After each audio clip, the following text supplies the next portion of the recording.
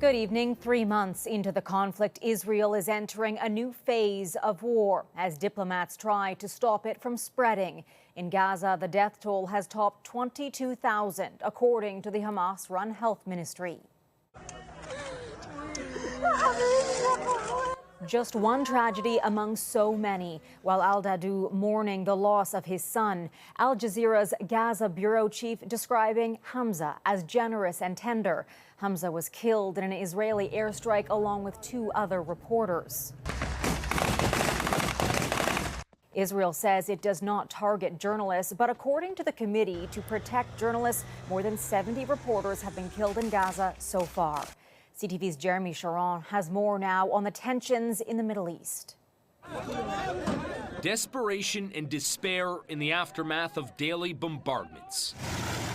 Now 3 months into this conflict, a political push to stop this war from escalating any further. This is a moment of profound tension in the region.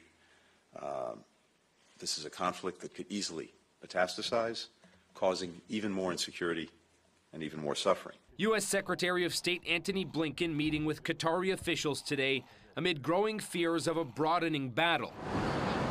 Along Israel's border with Lebanon, rocket exchange with Hezbollah has surged in response to the killing of a Hamas leader in Beirut this week. Hezbollah fired yesterday at IDF bases in the north, says this military spokesperson.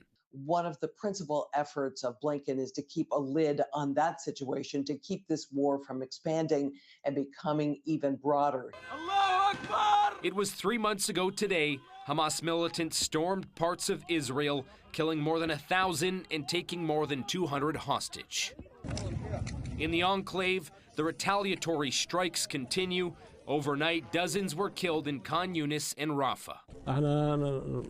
We were sleeping when a rocket hit us, says this 75-year-old man. I'm the only one left. My family is all gone, he says.